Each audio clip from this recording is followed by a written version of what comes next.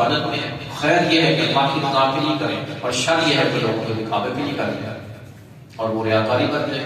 وہ خیر اور شر ساتھ چل مجھے اور آپ کو آزمایا جائے گا کہ کون ہے صحیح مومن. پھر اللہ رب العزت شیطان کو بتائیں گے کہ دیکھو تو نے سارے خیر شر کے نتیجے آزما لیے لیکن اس کے باوجود میرے بندے کے ڈس سے مست نہیں ہوتے. اب اسے کہتے تھے ٹھیک ہے لیکن بتا دیتے تھے. آخری بات یہ ہے کہ حضرت ابراہیم علیہ السلام کعبہ کی بنیاد رکھی اور یہ تعمیر کعبہ حضرت آدم علیہ السلام کے دور میں شروع ہوئی. پھر اس کے بعد حضرت ابراہیم علیہ السلام کے دور میں طوفان نوح کے بعد یہ اس کے آثار ختم ہو گئے تھے. بنیادوں سے جو تعمیر ہوئی. اس کے بعد نبی صلی اللہ علیہ وسلم کے دور میں جب حجر اسود والا مشہور واقعہ کتابوں پہ آپ نے پڑھا ہے اس وقت اس کی تعمیر ہوئی. اور پھر اس کے بعد یہ ہوا کہ وہ آپ آ کر دیکھتے ہیں وہاں پہ جاتے ہیں قلعے کے اوپر ویسے تصویروں میں نظر آتا ہے کہ پورا ایک دائرہ بیت اللہ کے ساتھ چھوڑا ہوا ہے. کفار مکہ نے یہ فیصلہ کیا تھا کہ سارے کا سارا حلال کا پیسہ استعمال کرنا ہے, کوئی ایک حرام کا پیسہ جو ہے یہ نہیں استعمال ہوگا. کنسیپٹ تھا ان کے اندر بھی حلال اور حرام کا, جیسے ہمارے بھی پتہ ہے سارا حرام کیا ہے حلال کیا ہے, یہ کسی کی زمین ہے یہ کسی کا جائز مال میں رکھا, یہ سب پتہ ہوتا ہے کھانے والے. اب وہ پیسے ختم ہو گئے, پھر کچھ جگہ چھوڑ دی گئی. رسول صلی اللہ علیہ وسلم نے فرمایا کہ یہ جگہ جو ہے نا اگر کوئی نفل اس کے اندر پڑھتا ہے تو وہ سمجھے کہ بیت اللہ کے اندر ہی پڑھ رہا ہے. اب اس کے بعد پھر یہ ہوا کہ اسی بنیادوں میں تبدیل کر دی گئی وہ جگہ چلا دی گئی. نبی صلی اللہ علیہ وسلم کی خواہش تھی کہ آپ صلی اللہ علیہ وسلم چاہتے تھے کہ میں اس کو حتیم کی جگہ کو شامل کروں, لیکن چونکہ اسلام نیا نیا تھا, لوگ نئے نئے مسلمان ہو رہے تھے, اس وقت تک آپ صلی اللہ علیہ وسلم نے اس کو نہ کیا کہ کہیں لوگوں کے دماغ میں اس طرح کی فضول باتیں آ جاتی ہیں لیکن انہوں نے بیت اللہ بدل دیا, یہ کر دیا وہ کر دیا. حضرت زبیر بن عبداللہ بن زبیر رضی اللہ کا دور آیا, انہوں نے آپ صلی اللہ علیہ وسلم کی یہ خواہش سنی ہوئی تھی, انہوں نے اس کو گرا کے دوبارہ حتیم کو شامل کر کے تعمیر کر دیا. بعد میں حضرت یوسف کا دور آتا ہے, اس نے عبداللہ بن زبیر کو جب شہید کیا اور اس کے بعد بیت اللہ کو دوبارہ گرا دیا, انہیں بنیادوں پہ گئے. اس کے بعد پھر علماء کرام کا یا مجھے بھی ذہن میں حکومتوں کا یہ معاملہ ہوا کہ اس کو اب اسی جگہ پہ رہنے دیا جائے. اگر بار بار اس طرح کریں گے تو یہ مذاق بن جائے گا, کل کو دوسری حکومت آتی ہے تو وہ اس کو چینج, اگلی حکومت آئے گی تو ان کے مخالف ہونے کی وجہ سے وہ اس کو چینج کرے گی, لہٰذا اس کو کسی حالت میں چھوڑ دیا جائے.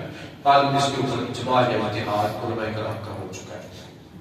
اب بیت اللہ کی تعمیر کے بعد حضرت ابراہیم علیہ السلام سے وَعَهِدْنَا إِلَىٰ إِبْرَاهِيمَ وَإِسْمَاعِيلَ أَن طَهِّرَ بَيْتِيَ لِلطَّائِفِينَ وَالْعَاكِفِينَ وَالرُّكَّعِ السُّجُودِ.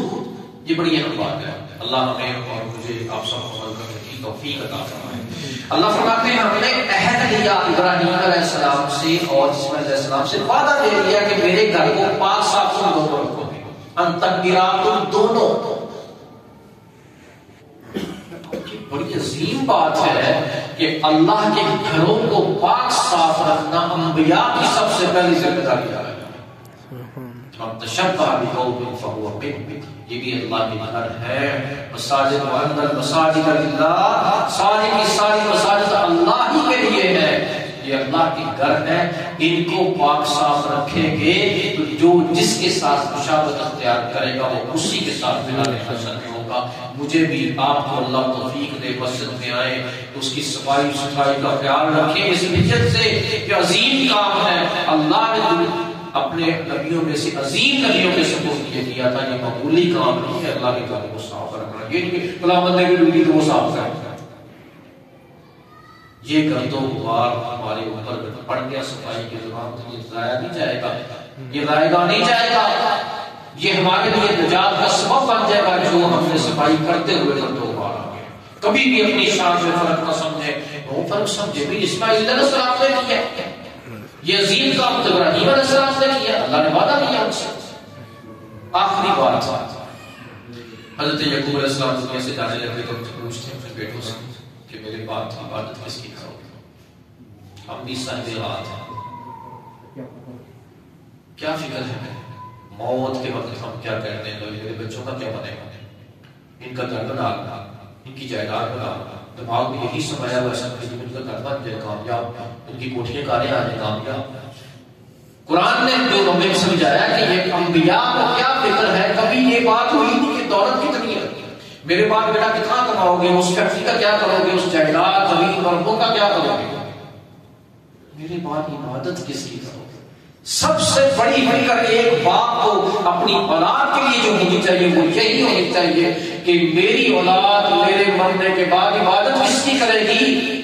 اگر یہ اللہ کی عبادت کرتے ہیں تو الحمدللہ، اللہ تیرا لاکھ شکر ہے کہ تو نے یہ توحید کی نعمت جو ہے ہمیں میسر فرمائی، میری اولاد تیری عبادت کرے گی، تیرے سوا کسی اور کے آگے کبھی سجدہ نہیں کرے گی، جھکے گی نہیں۔ تو یہ کتنی خوش نصیبی والی بات ہے۔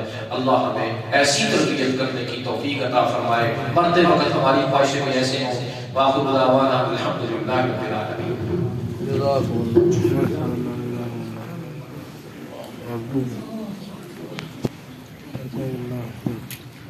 السلام علیکم۔